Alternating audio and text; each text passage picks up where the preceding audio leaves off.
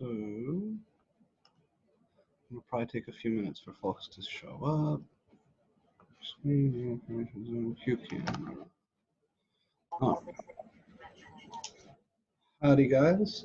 We give a few minutes for folks to show up and get settled in, but then we're going to get started. I've traded off chewing through markers really fast to chewing through paper really fast. It's hard to get around this consumable resources issue, but I think that that this system is, at least for now, working considerably better than the bad faded markers on the whiteboard. So we're going to stick with ODocCam for today.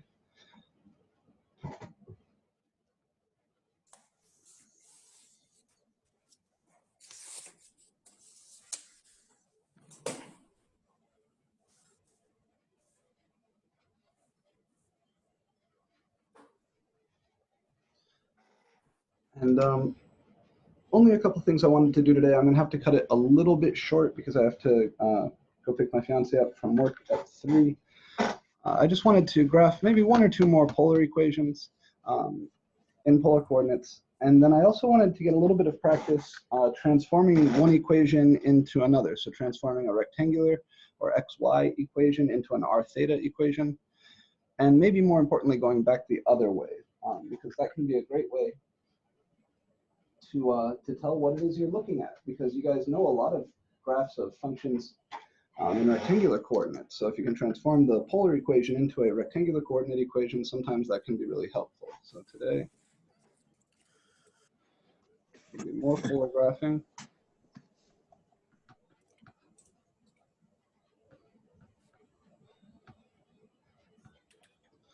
And then also transforming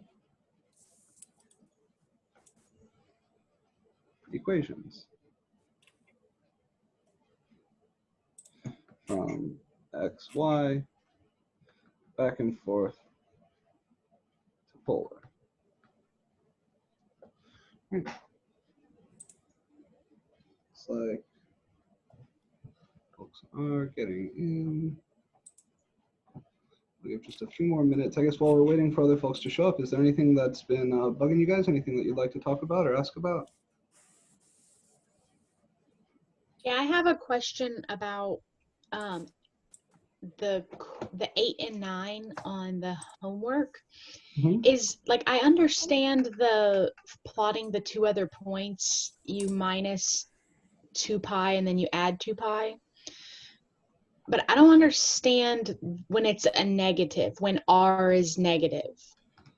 So yeah, like in polar is definitely trickiest when the radius is negative. So you said you wanted to look at numbers 8 and 9 in the current homework? Yeah. Okay. Mainly, I mean, I got 8, but 9, I'm not understanding how it is where it's plotted where they say that it's plotted. Okay. Yeah, let's take a look at that then. I think that would be a good kind of review to get situated. So first,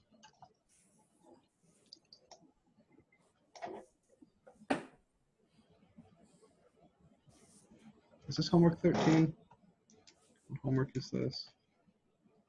Sorry, homework 11.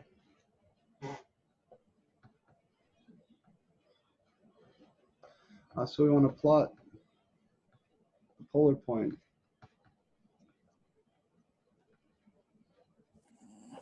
-2, negative pi over 3. So the trick here is going to be to first plot the polar point 2, negative pi over 3. Pretend like the radius r there isn't negative. And then to get to the point that we want, we're going to reflect that point with the negative radius through the origin. So I'd start with, if I rotate negative pi over 3, that means instead of rotating like this, I'm going to rotate like this by pi over 3. It's going to put me down here. So this is theta equals negative pi over 3. And then if I walk out a distance of 2, then I'll be here at this point. And this would be positive 2, negative pi over 3. Does that make sense? Yeah, so whenever you go back across it and it changes to negative pi, like over there, why does the other value not change? Oh, well, each coordinate is separate, right? So the r and the theta are doing their own thing independent of one another. So here the negative theta has me rotating down instead of rotating up. And I've graphed this with the positive 2 radius so that I know what to reflect. So now this will tell me that the point I want is this one, the one that is reflected through the origin from the point that I just graphed. So the r is gonna always be the distance, the radial distance, and then the theta, because the radial distance moved, the theta is not going to change. It's going to stay what it is. Yeah, that's one way to think about it. These both have theta equal negative pi over 3. They might not both look like it, but that's because this one has a negative radius. But when I reflect the point through the origin, that's all coming from the negative radius. Doesn't have anything to do with the sine of theta. So the radius is the, I don't want to say dominant, but you would do the radius before the theta? You can think of it either way. I do know that a lot of people choose to think of it the way that you are describing there. Yeah, by thinking of picking a circle, right? So you think of the polar coordinate plane as being a bunch of concentric circles. You pick a circle and then rotate the appropriate amount to get to your point. That is one way to think about it. When I'm doing this here, I'm actually, I plotted theta first, right? Like I rotated and then I walked out. So either one works okay. So when you rotated theta, because you changed to adjust for the radius, theta's still the same. The value of theta hasn't changed. Yeah, that's true. Theta is negative pi over 3 for both of these guys. I could express this here with a positive theta and a positive radius, right? This is the same as the polar point 2 comma 2 pi over 3. So because the polar representation of a point isn't unique, I could write that point many different ways. And maybe the most intuitive way to think about it would be like this. So the problem is giving it to you in this form, kind of force you to think through this process where you plot the positive radius point and then negate the radius and flip through the origin. Okay. Does that feel I got it. Yeah, I'd say it feels better. Okay. Yeah, I would say, keep practicing. And if you do find another way of thinking about it, or a preferred way to think about it that's different or somehow clicks quicker or more reasonably for you, please share it with me so I can share it with the rest of the class. I think this is hard stuff, and the more ways you have to think about something, the more likely one of them will sit well with you. So we wanted to do a little bit more graphing of polar curves, and then look at transforming some equations. So let me grab an example or two more polar curves that we could sketch.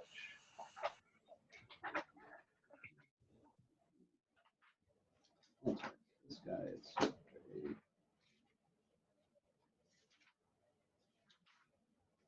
don't need the Morph's theorem stuff.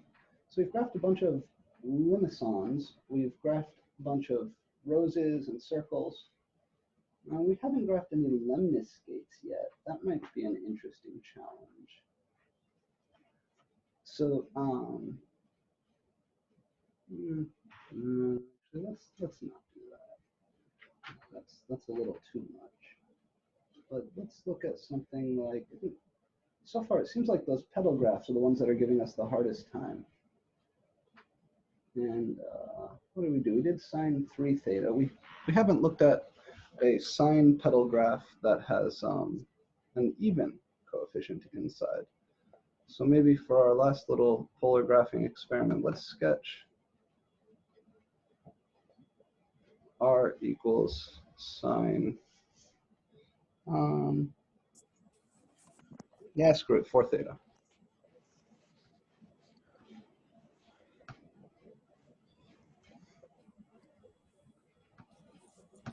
So let's draw the graph r equals sine 4 theta in polar coordinates. All right. So the trick, as always, is to give a quick sketch in rectangular coordinates and then transfer that sketch into polar coordinates. I think the rectangular coordinate sketch here is going to take up most of the page I have left.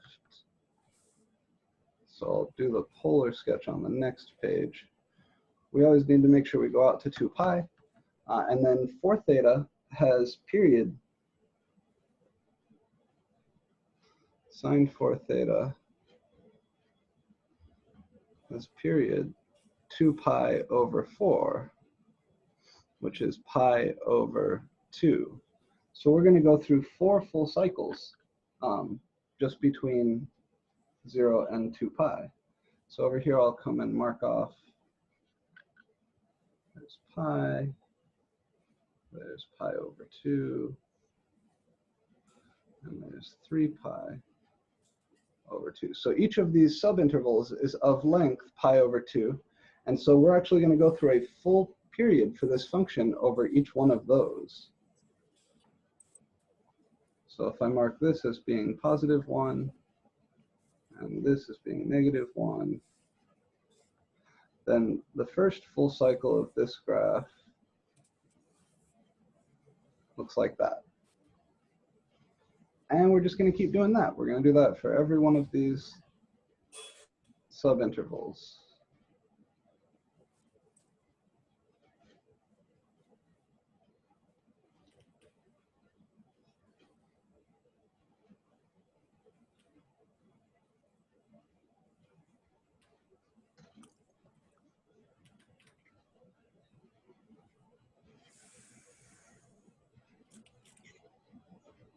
Okay, so there's my rectangular coordinate graph of sine 4 theta with theta running from 0 to 2 pi.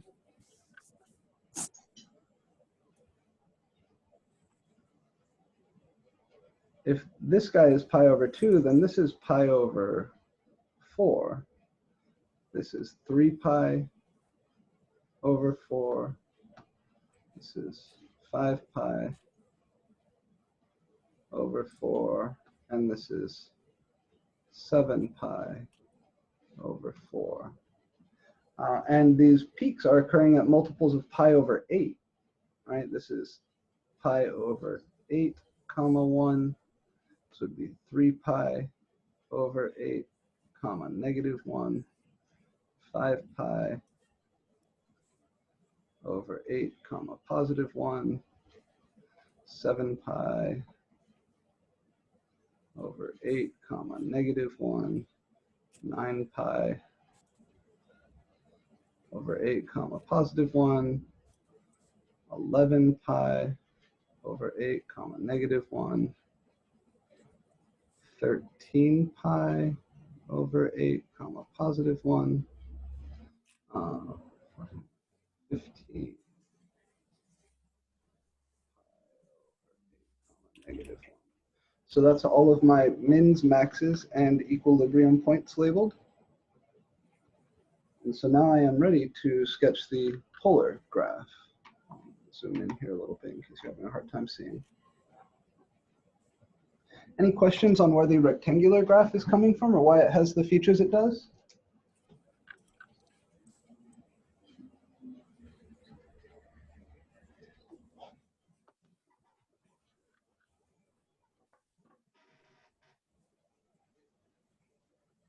Okay. So let's see.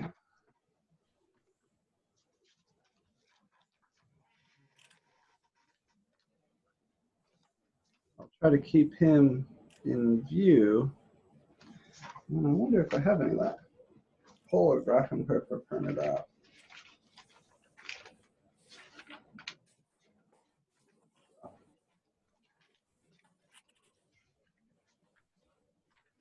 No. Oh no. No.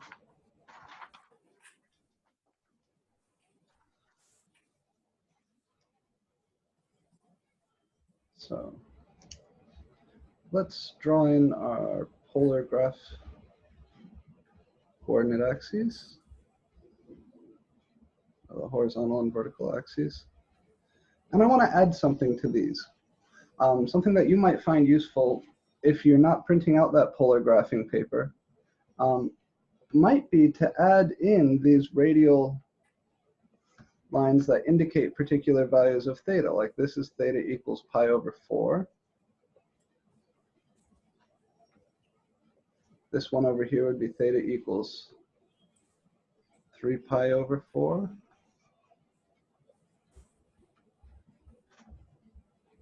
Down here, this would be theta equals 5 pi over 4.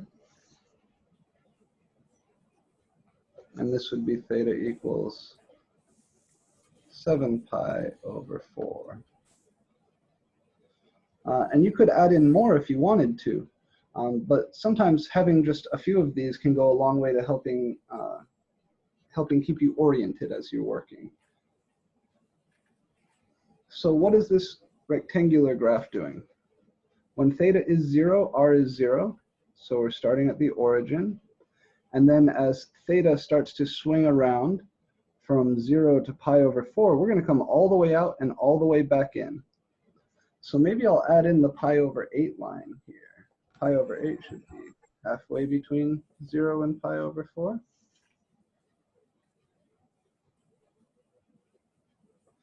So by the time theta gets to pi over 8, r has come all the way out to 1. And then when theta gets to pi over 4, r will have to have come all the way back into 0. So we're going to do something to swing out here to the polar point 1 comma pi over 8. And then we're going to do something to come back in. Now I have to swing out to this point as theta rotates from 0 to pi over 8. So it has to be in this region. And then I have to come all the way back into the origin by the time theta rotates up to pi over 4. So the petal shape that I'm going to get here is going to look like this. And there's r arriving back at 0 just as theta gets to pi over 4.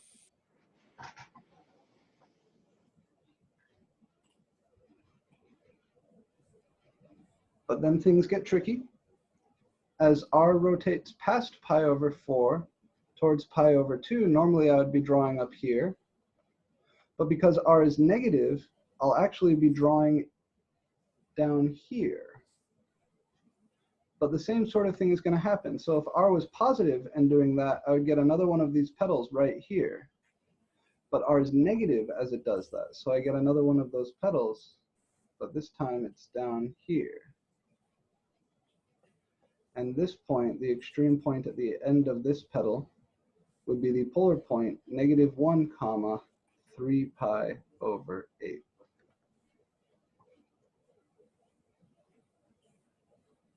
Okay, and I think all the magic is already here. If you understand these two, the rest of this graph is going to follow really quickly.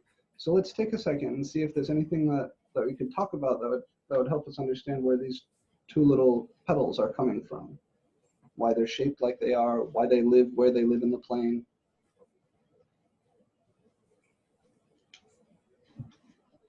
I can add in the other theta lines.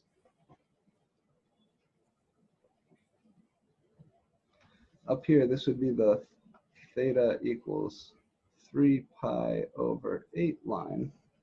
And so normally, if r was positive, this petal would come to its extreme point out here. But because r is negative, that point gets reflected through the origin to over here. And so does the rest of the graph.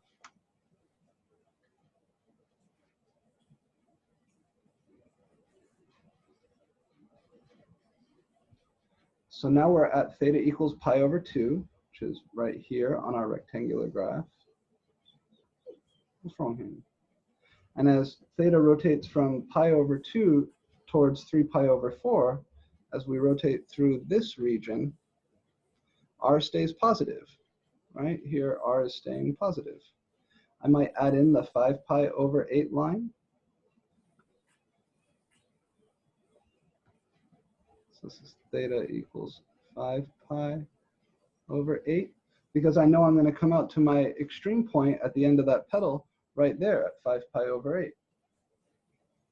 So as theta comes just a little bit past pi over 2, r starts poking out from the origin positive, and it extends all the way out to this point before turning around and running home. And I get the next petal on my graph. So this portion that we just drew here is coming from this portion of the graph, of the rectangular graph.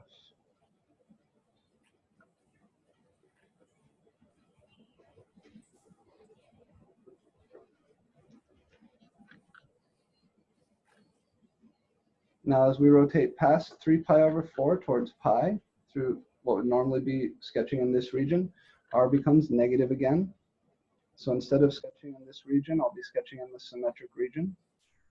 And it's going to do the same thing that we did here. R is going to extend out to -1, so it's going to increase in size, but be reflected through the origin because it is negative, giving me a petal that looks like this. And this point right here is -1, comma, 7 pi over 8.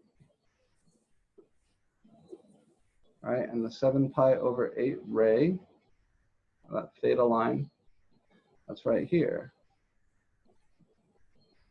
So if r was positive, I would have came to that extreme point like right here.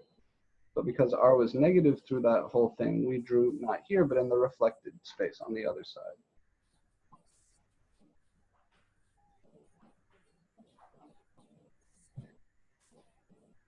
As theta rotates past pi, r becomes positive again. Here is the 9 pi over 8 line. So as we rotate past pi, r starts poking out just a little bit. That's right here. And as we rotate a little bit further, and a little bit further, we come all the way out to this extreme point at 9 pi over 1 comma 9 pi over 8. And then we turn around and we come home. And we arrive back at the origin with r equal to 0 when theta gets to 5 pi over 4. So we come in tangent to this 5 pi over 4 line.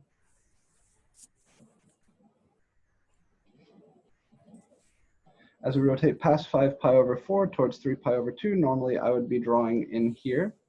And if r was positive, I would just be retracing this petal, but r is not positive, r is negative. So instead of drawing between 5 pi over 4 and 3 pi over 2, I'll be drawing over here between pi over 4 and pi over 2 in the reflected region. We're going to come out to this extreme point that's coming from this guy, which has polar coordinates -1 comma 11 pi over 8.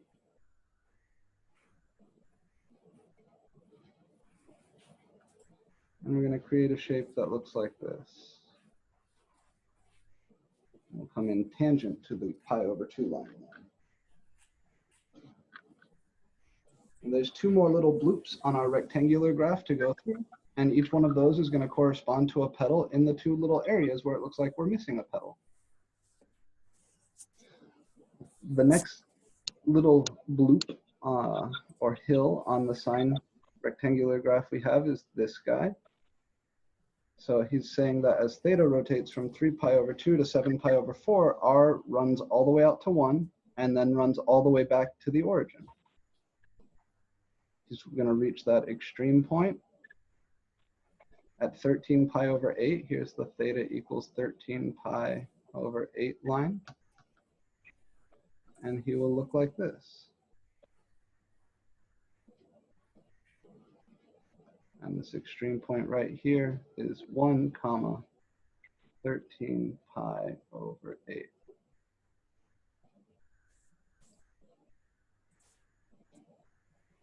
And then finally, as theta goes from 7 pi over 4 to 2 pi, as we would normally be drawing here, because this is 7 pi over 4 and this is 2 pi, we'll actually be drawing over here because r is negative through that theta interval.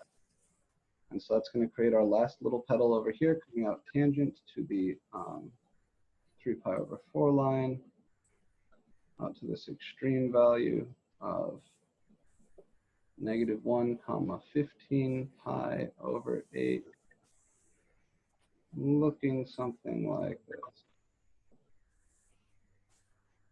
And that's our graph.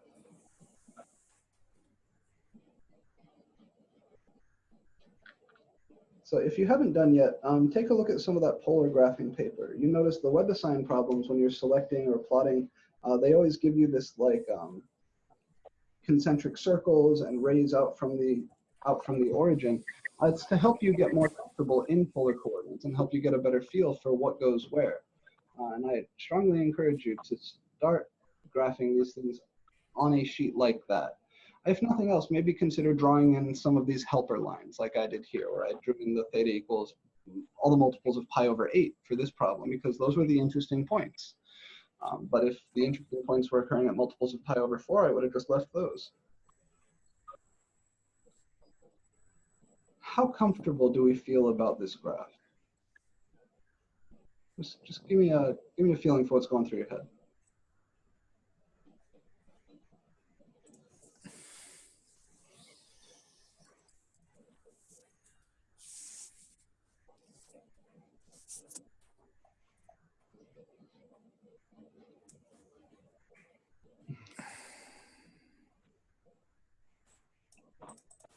Maybe not super comfortable. I want to say stuff, but I don't have anything to say. It's like still processing in my brain, I guess. All right, that's fine. No, that's information for me to have. So if we're just still processing, that's good. That's good. So maybe then instead of trying to introduce parametric equations today, we can save that for next week since you have enough to think about in this homework. And we can talk a little bit about transforming an equation from polar form into Cartesian form and back the other way. So we've transformed individual points, and we've now transformed some graphs and stuff. Let's talk about doing just the algebra. So I have to trying to recycle some paper here. It seems I only have so much to play with. Maybe like new.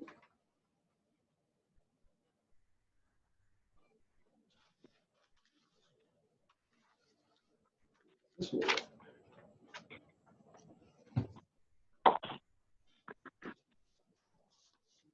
We have to, we can use a bit of that too. So if we have enough examples of plotting graphs in polar coordinates, but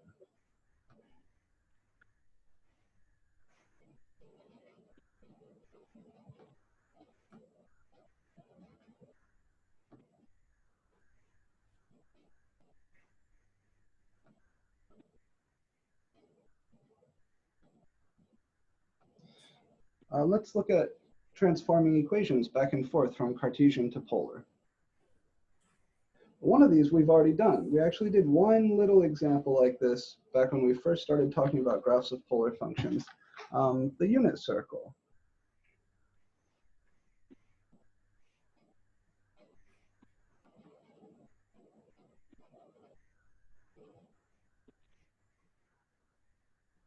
It has Cartesian equation, x squared plus y squared equals 1. To transform into polar, and we already know what we're going to get, right? We already know that that the polar equation for the unit circle is just r equals 1. We're going to use some combination of our little Bible, our little dictionary, our key, x equals r cos theta, y equals r sine theta, r squared equals x squared plus y squared, and also tan theta equals y over x. So remember, that was our little key to go back and forth. Two ways we could do this. First, since we have x squared plus y squared right here, we could just replace that by r squared. The slightly more general approach is going to be replacing x by r cos theta and y by r sine theta. So that equation would become,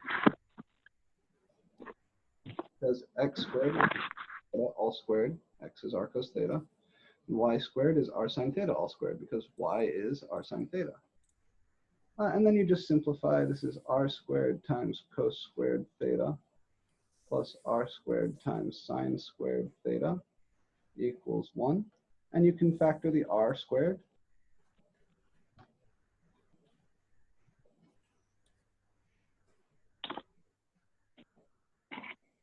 And then cos squared theta plus sine squared theta is just 1. So this is r squared times 1 equals 1, which is the same as saying r equals 1. Or you could say r squared equals 1, take square roots. And that's it. So just like we've seen before, the polar equation for the unit circle is just the constant function r equals 1. And this is how you go from the Cartesian expression to the polar expression.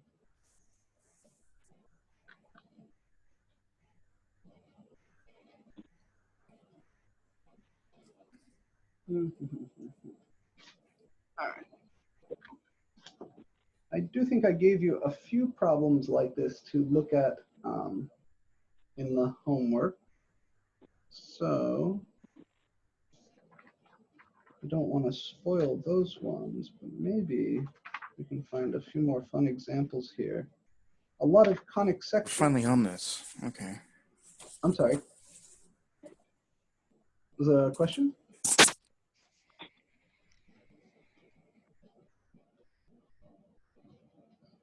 Nope, just an open mic. Okay, no problem.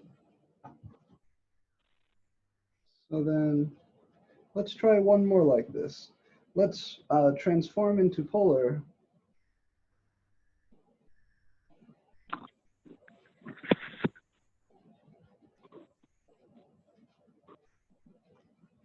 The Cartesian equation.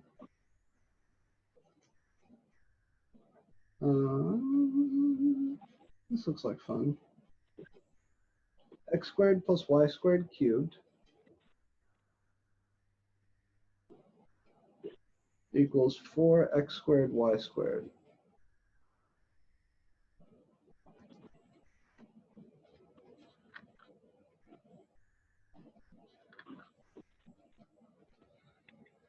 So I see the x squared plus y squared. I know I can replace that by r squared.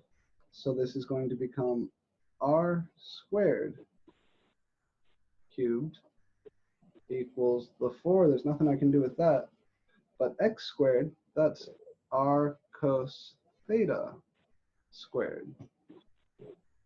And y squared is r sine theta squared.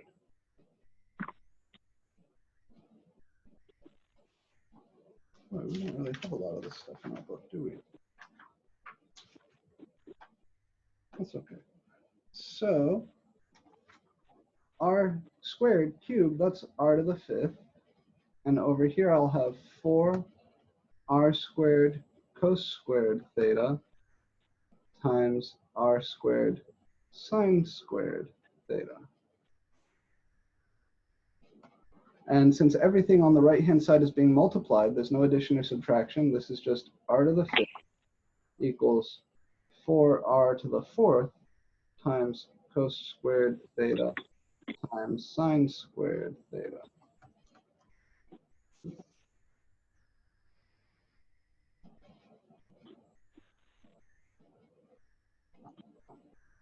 So this r squared and this r squared make r to the 4. The 4 comes along for the ride. Cos squared theta, sine squared theta come along for the ride.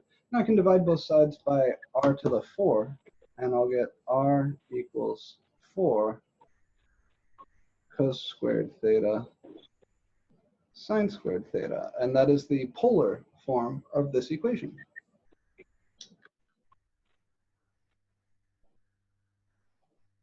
Nifty, right?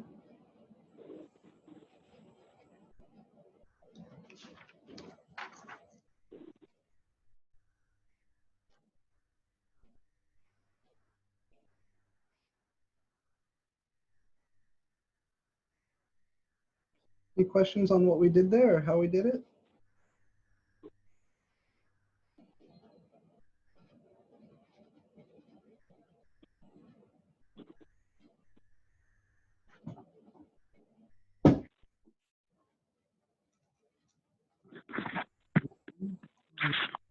Still pretty good. Yeah, I have a question of where the 4 came from again.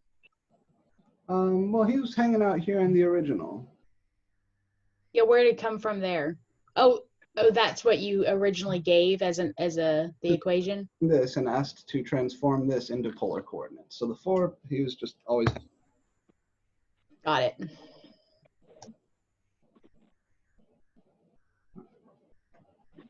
Let's look at one where we go the other way.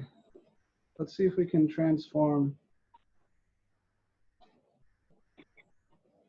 r equals 3 sine theta into Cartesian coordinates. This can be a little bit trickier because going from Cartesian to polar, I can just plug in r cos theta for x and r sine theta for y. And those Cartesian equations always just have x's and y's in them. So we plug in and simplify. But going back the other way can be a little bit more work because I don't have anything here that looks immediately like a piece of my key.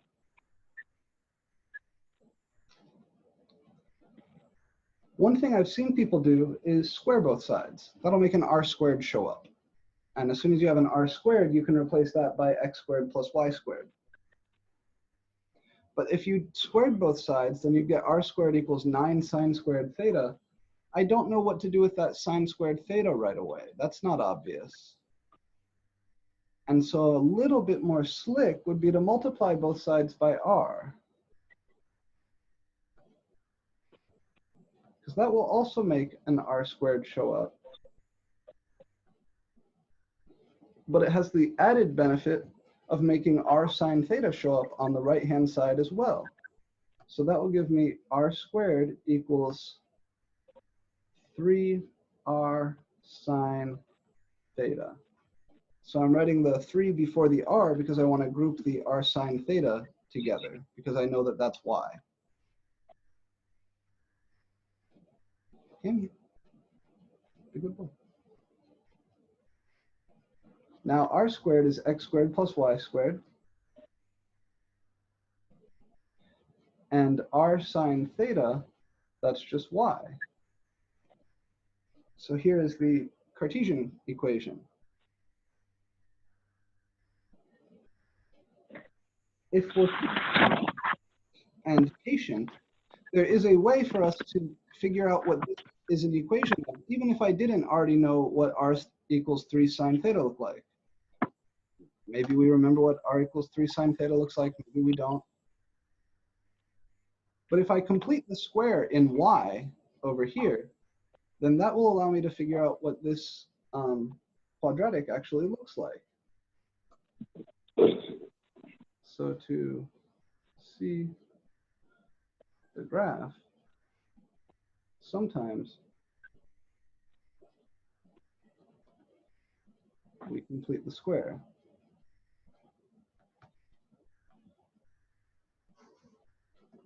So for example, you might remember that r equals 3 sine theta should be a circle, but you don't remember where the circle should be centered or what the radius should be. And so you want to rewrite this equation in the standard form of a circle. In order to do that, you need to complete the square. So I'm going to pretend like my only variable is y. I'm going to ignore the x's, and I'm going to complete the square. One way to do that would be to move this 3y over here.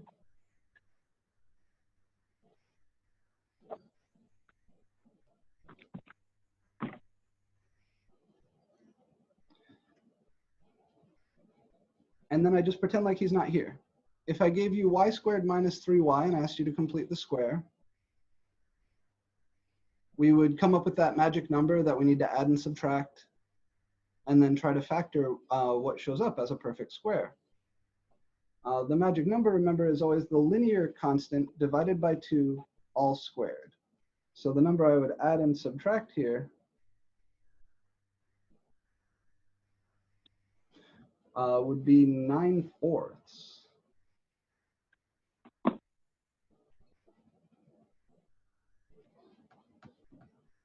And then if I chose that number well, this piece will factor as a perfect square. It does. If you run through your AC method or your patient, you'll find that this is y minus 3/2 squared. And so then I've got my minus 9/4 equals 0.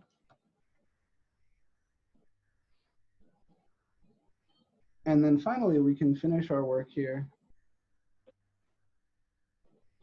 by adding the 9/4 over. So this is x squared plus y minus 3/2 squared equals 9/4. And this does look like the standard form for an equation of a circle, right? X minus a squared plus y minus b squared equals r squared.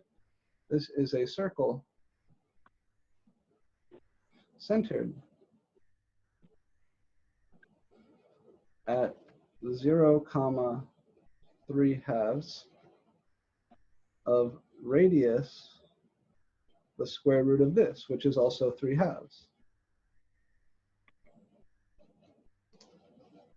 So this is just one more way to get at the graph of a polar equation. You can transform it back into a Cartesian equation and then do all the things you would normally do to graph that Cartesian equation. And this completing the square trick can be fun sometimes, can be useful sometimes.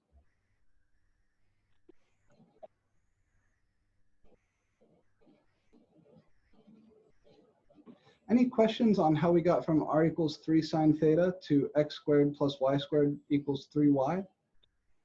Those first few steps?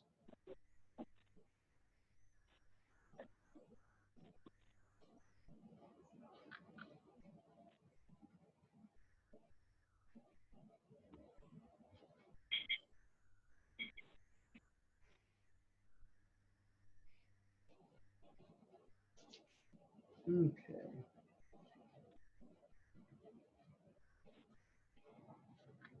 Any questions on the completing the square?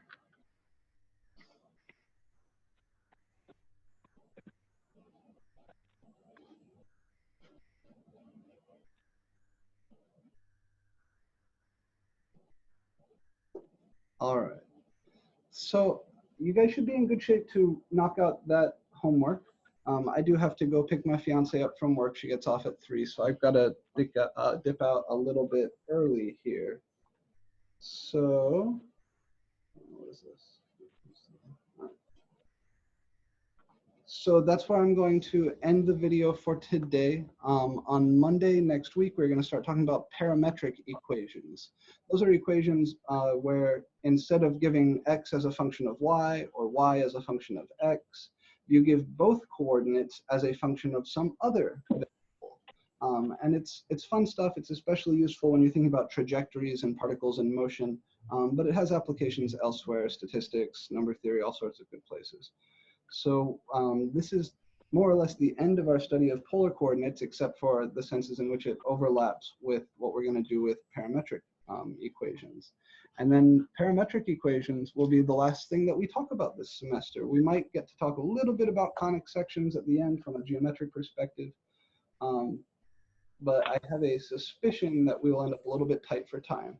So hang in there. You guys are doing good. I'll get your exams back to you next Tuesday, and then and we'll roll from there, okay?